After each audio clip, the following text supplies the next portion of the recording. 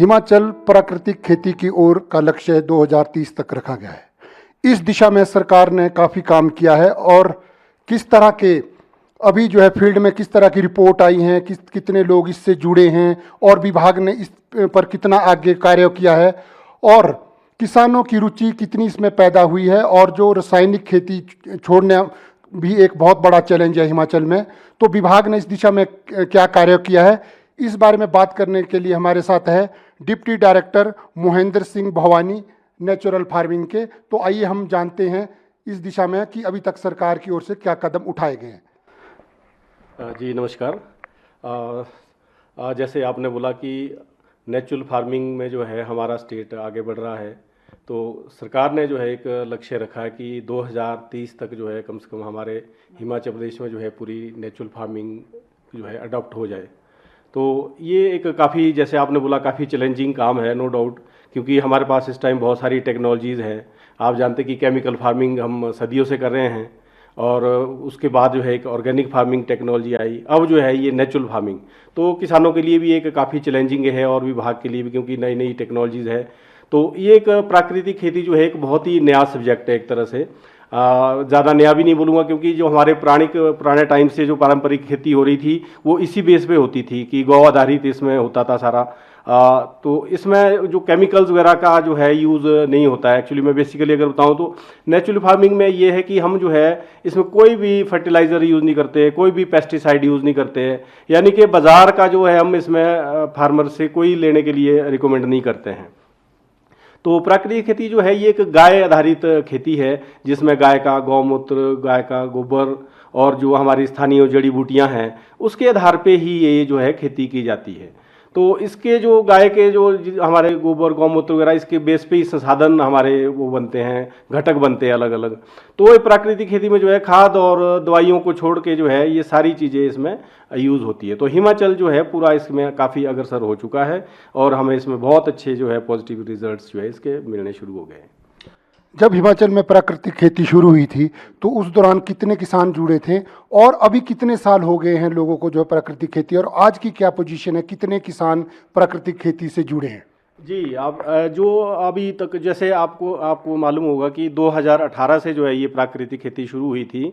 तो उस टाइम जो है हमारा लक्ष्य था केवल 500 किसान का, जो एक साल के लिए लक्ष्य रखा गया था, क्योंकि नई टेक्नोलॉजी है तो हमें था कि भी लोग इसको इतना अडॉप्ट नहीं करेंगे।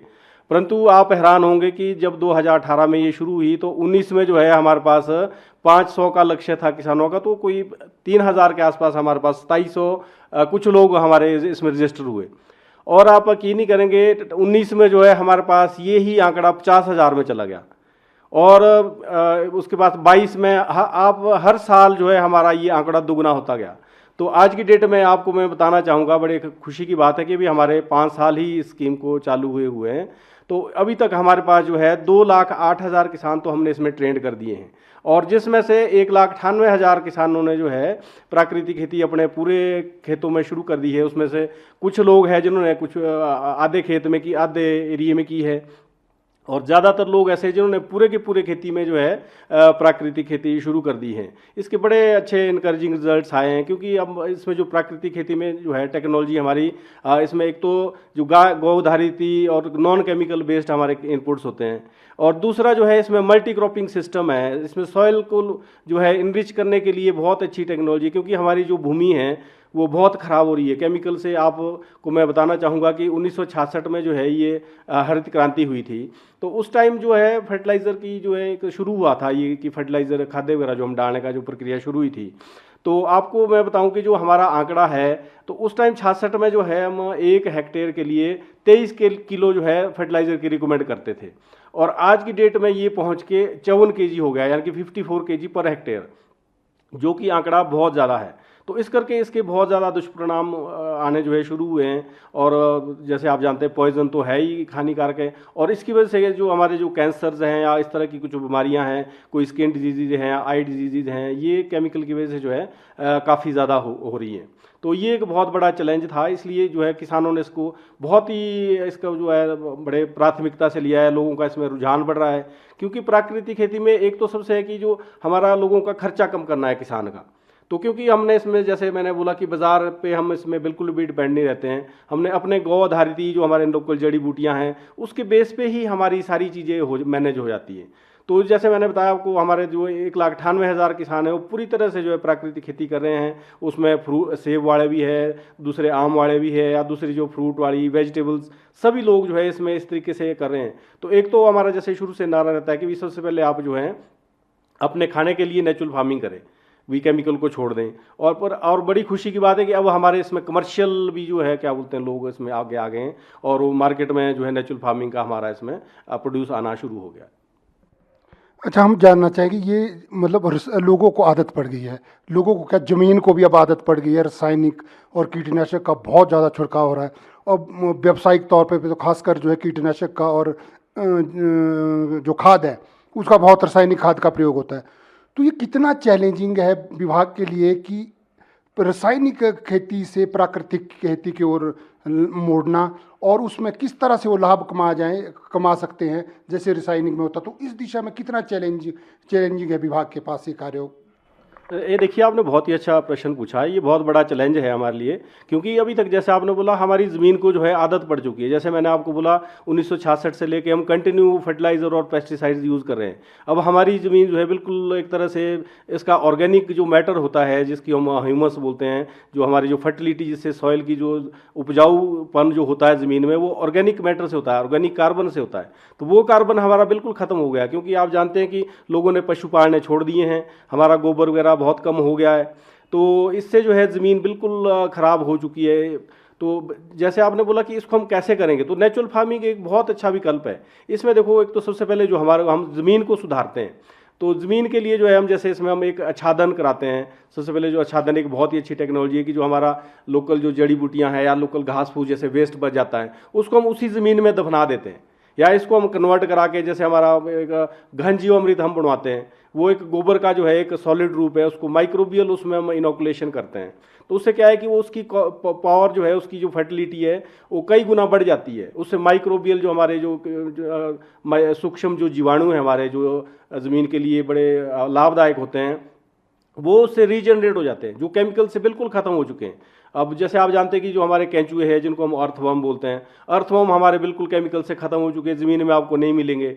और दूसरा जो आपकी जो उसकी जो परकोलेशन होती है, जैसे बारिश होती है तो एकदम से वो ज़मीन जो है हमारी बहने लग जाती है, तो उसमें जो नीचे परकोलेशन की जो कैपेसिटी है वो बिल्कुल ख़त्म हो गई है, ब्लॉक हो चुकी है हमारी जो ज़मीन है। तो वो क्या है कि ड्यू टू जो है जो ऑर्गेनिक कंटेंट है हमारा बहुत कम हो गया है। और मैं आपको बड़े खुशी से बताना चाहूँगा कि जो हमारे नेचुरल फार्मिंग जैसे 4-5 सालों से जो किसान नहीं कर रहे हैं नेचुरल फार्मिंग में, उनका ऑर्गेनिक कंटेंट जो है 2% से ऊपर चला जा चुका हुआ है, जबकि ये केमिकल की हम बात करें तो ये 0.5 से भी कम है। तो आप ये जान सकते हैं कि भी नेचुरल फार्मिंग का कितना अच्छा इम्पैक्ट है। दूसरा इसमें जैसे मैंने आपको बताया कि इसमें जैसे हम घन जीवामृत यूज़ करते हैं, और आपका जीवामृत यूज़ करते हैं, और आपके वापसा लाइन एक हम इसमें डेवलप करते हैं। जैसे आप जानते हैं कि जो हवा जो होती है, हवा और पानी का जो मिश्रण है वो पौधों के लिए बड़ा ज़रूरी होता है। तो इसमें जो हम क्या करते हैं 50-50 रेशियो इसका बनवाते हैं। ये नहीं है कि बिल्कुल ही सूखा हो या बिल्कुल ही गीला हो। तो इसमें ये भी बड़ा मतलब जो टेक्नोलॉजी है। दूसरा इसमें जो अब मैं बताया, इसमें मल्टी क्रॉपिंग हम करवाते हैं कि जैसे आपकी जो एटमॉस्फेरिक नाइट्रोजन है, हवा में जो है 78% नाइट्रोजन होती है, तो उसको जो है प्लांट अपने सॉइल में जो है डिपॉजिट करते हैं। नोड्यूल्स, जैसे हम जानते हैं जो दालें हमारी हैं, दालों वाली फसलें या चना वगैरह, मटर, या जैसे इस तरह की लेगुमिनस क्रॉप जिनको हम बोलते हैं, तो वो उनकी जो एक प्रवृत्ति होती है कि जो एटमॉस्फेरिक नाइट्रोजन है अपने लिए तो लेते ही लेते हैं, साथ में ज़मीन में डिपॉजिट कर देते हैं। उससे क्या होता है कि जो हमारी दूसरी फसल है उसको भी वो फ़ायदा हो जाता है। तो इस नेचुरल फार्मिंग टेक्नोलॉजी में जो है मल्टी क्रॉपिंग का यही कंसेप्ट है कि जो हमारी नाइट्रोजन जो है हमने अपनी ज़मीन में नेचुरल तरीके से ही फिक्स करवानी है। तो उससे जो है एक हमारी फर्टिलिटी बढ़ती जा रही है और ऑर्गेनिक कंटेंट भी हमारा बढ़ता जा रहा है। दूसरा, हमारे जैसे आप जानते हैं कि पेस्टिसाइड और फर्टिलाइजर से हमारे जो वाटर सोर्सेज है वो भी पोल्यूट होते जा रहे हैं। तो बट नेचुरल फार्मिंग में है कि हमारा ऑर्गेनिक मैटर बढ़ता जा रहा है, हमारे अर्थवॉर्म्स वगैरह जो माइक्रोबियल है, जितने भी बेनिफिशियल माइक्रोब्स हैं वो बढ़ते जा रहे हैं। और दूसरी जो हनी बीज है, जो सबसे बड़ा जो हमारे जो एक एजेंट है, एक तरह से जो इंसेक्ट हैं, वो हमारी पॉलिनेशन में बड़ी मदद करता है। क्योंकि बगैर पॉलिनेशन के जो है हमारी कभी भी, चाहे एप्पल की बात करें हम या दूसरी भी क्रॉस पॉलिनेटेड जो क्रॉप्स हैं, उनमें कभी फ्रूट सेटिंग नहीं होगी। तो क्योंकि जो हमारे केमिकल जो हम लगातार स्प्रे कर रहे हैं, इससे हमारी मधुमक्खियों की पॉपुलेशन बहुत कम हो रही है। बट नेचुरल फार्मिंग में जो है बहुत ज़्यादा इसका इंकरेजमेंट मिल रहा है। आप कभी भी देखिए, हमारे जो लेडी बर्ड बीटल होता है एक, जो एफिड्स वगैरह को खाते हैं, वो भी हमारे नेचुरल फार्मिंग में बहुत ज़्यादा बढ़ जाते हैं। मतलब एक तरह का जो इन्वायरमेंट का जो बैलेंस है, जिसको हम बोलते हैं कि एक सस्टेनेबल सिस्टम डेवलप हो चुका है, जो नेचुरल फार्मिंग में ये चीज़ें बहुत मैटर कर रही हैं। तो इससे जो है एक पूरे इन्वायरमेंट को, एक तो हमारा जो एयर पोल्यूशन को हो रहा है वो भी इससे बच जाता है, वाटर पोल्यूशन हमारा इससे कंट्रोल हो गया, सॉइल की जो फर्टिलिटी है वो मेंटेन हो रही है, और जो लोगों को बीमारियां हो रही है जैसे कैंसर है या कोई स्किन डिजीज है, आई डिजीज है। आप जानते हैं कि जो पेस्टिसाइड्स है ये इतने मतलब फैलते हैं कि आप अभी घास से जो है, घास से गाय में जाता है, गाय से दूध में जाता है, दूध से बच्चों में जाता है, तब भी इसकी जो रेजिस्टेंस है वो भी ख़त्म नहीं होती है पेस्टिसाइड की। तो ये इससे बहुत सारे प्रॉब्लम्स हैं। तो ये जो सारी चीज़ें हैं, इनका उपाय जो है हमारे पास जो है नेचुरल फार्मिंग में ही है। तो इसलिए ये टेक्नोलॉजी जो है बहुत अच्छी टेक्नोलॉजी है। अब हम किसानों को थोड़ा समझाना चाहेंगे आपके माध्यम से। अगर हम 1 बीघा की बात करें तो 1 बीघा में अगर रासायनिक खेती करता है कोई किसान और 1 ही बीघा में कोई प्राकृतिक खेती की तकनीक को अपनाता है, तो वो कितनी सस्ती पड़ती है रासायनिक खेती की तुलना में? देखिए, इसमें जो अभी तक हमने जो रिसर्च हुई है, अब थोड़ा सा इसमें 1 बीघे जैसे आपने बोला, तो इसमें थोड़ा डिपेंड करता है कि आपकी फसल क्या है। परंतु हम ऑन एन एवरेज अगर बात करें, जो हमने पिछले आंकड़े लिए हैं, तो केमिकल में जो है हमारे पास 54% तक जो है ज़्यादा होता है, मतलब इनपुट कॉस्ट लगती है।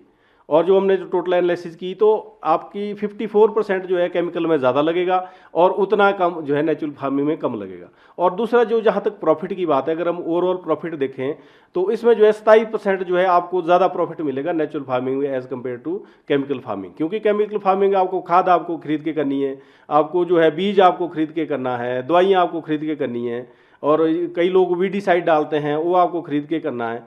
तो इसके, और जो नेचुरल फार्मिंग में जो है हमारा जो राइट बीज भी हमारा नेचुरल, जो हमारे परंपरागत बीज है वो हम इसमें रिकमेंड करते हैं। तो वो अपने ही बीज जो है हम उसमें यूज़ कर सकते हैं। दूसरा, खाद हमने बाजार से लेनी, गाय के ऊपर ही हमने जो है वो गाय का गोबर और गौमूत्र वगैरह का उसके जो मिश्रण से, जो जैसे मैंने आपको बताया, संसाधन बनेंगे हमारे जीवामृत, घन जीवामृत, या इसके कीटनाशकों के लिए ब्रह्मास्त्र है, नीम अस्त्र है, या फंजीसाइड की बात करें तो खट्टी लस्सी इसमें हमारी घर से ही यूज़ होती है। खट्टी लस्सी जो हर घर में जो है होती है, तो वो एज ए फंजीसाइड काम करती है। एक सौंठ अस्त्र जो है वो एज ए फंजीसाइड काम करता है। तो सेबों में भी मैं आपको बताना चाहूँगा कि हमारे 15,000 किसान ऐसे हैं जो बिल्कुल भी केमिकल उसमें नहीं डालते हैं। तो मैं अगर ओवरऑल इकोनॉमी की बात करूँ तो हर तरह से, मतलब कोई अगर मोटा मोटा मैं बताऊँ तो 50% जो हमारी कॉस्ट है वो नेचुरल फार्मिंग में कम है।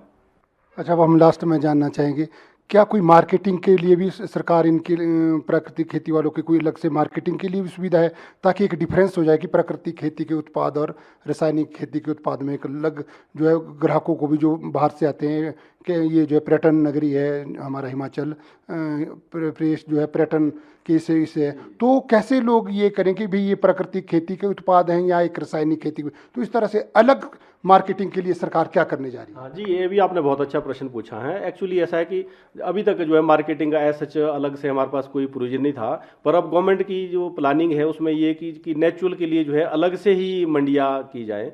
तो अभी पिछले उसमें हमारा प्लान था कि हर ज़िला में जो है एक एक नेचुरल खेती के लिए जो प्रोड्यूस है नेचुरल का, वो हर उसमें जो है एक एक मंडी बने। तो 10 मंडियों का जो है एक प्रपोजल गवर्नमेंट की ओर से चला हुआ है। तो ये हो सकता है कि धीरे धीरे जो है भी इसमें काम चल रहा है। तो इसमें जो है नेचुरल फार्मिंग का ही होगा। दूसरा जो है, जैसे आपने पूछा कि ये कैसे पता चलेगा, तो इसमें ये कि हमारे जो एक्स्ट्रा सरप्लस जो है हमारे पास जो आ रहा है, वो हमने एफपीसीज इसके लिए डेवलप कर दी है। फार्म प्रोड्यूसर कंपनीज जो हैं या फार्म प्रोड्यूसर ऑर्गेनाइजेशन, जैसे आप एफपीओ जो हमारे चले हुए हैं, तो हमारे पूरे हिमाचल में जो है हमने 7 एफपीओ स्पेशली नेचुरल फार्मिंग के ऊपर ही तैयार कर दिए हैं। तो उसमें क्या है कि लोगों को इसमें संगठन किया गया जिनके पास जो है सरप्लस अपना कोई भी नेचुरल प्रोड्यूस है, तो वो जो है एफपीसी के माध्यम से जो है बाज़ार तक पहुंच रहे हैं। तो इसके लिए जो है हमने एक और इनिशिएटिव लिया है कि हमने एक आउटलेट्स इसके लिए अलग से डेवलप कर दिए हैं। तो आप देखेंगे कि हमारे शिमला में जो है एक बालूगंज में नेचुरल फार्मिंग का एक आउटलेट खुला है। अगर कोई जागरूक किसान है या जागरूक कंज्यूमर है, वो नेचुरल फार्मिंग का प्रोडक्ट लेना चाह रहा है, तो बालूगंज में हमारे से वो यहाँ पे ले सकता है खुले बाज़ार में। उसमें नेचुरल फार्मिंग का जो है पूरा मार्का लगा हुआ है नेचुरली, और सर्टिफाइड होंगे वो, क्योंकि हमारा एक सर्टिफिकेशन सिस्टम हमने डेवलप किया है हिमाचल गवर्नमेंट ने। तो इसको जो है सर्टिफाई, उसमें एक सर्टिफिकेट मिलता है और उसी में QR कोड लगेगा पूरा, आप जनरेट देख सकते हैं अगर मोबाइल से स्कैन करके कि ये किस फार्मर का प्रोड्यूस है, कहाँ से ये प्रोड्यूस आपके पास आया है। और दूसरा जो है सोलन में एक इसी तरह का आउटलेट खोला गया है, एक हमारे मंडी में जो है नेर चौक में खोल दिया है, एक सिरमौर में है। तो इसी तरह के जो हमारे जो है आउटलेट इसके लिए खोल रहे हैं। और एक बड़ी मज़े की बात आपको और बताऊँ कि शिमला में जो है हमने एक सिस्टम चलाया कि नेचुरल फार्मिंग ऑन व्हील्स। तो जो हमारे जो यहाँ लोकल किसानों के जो हमारा प्रोड्यूस है, चाहे सब्जियां हैं, चाहे फल है, या कोई पैक्ड उनकी आइटम है, तो वो हर शुक्रवार को जो है एक गाड़ी में जो है यहाँ पूरे शिमला शहर में घूमती है गाड़ी।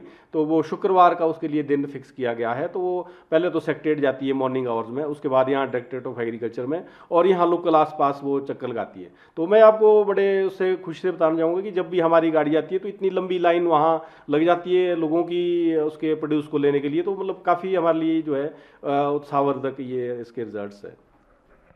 धन्यवाद।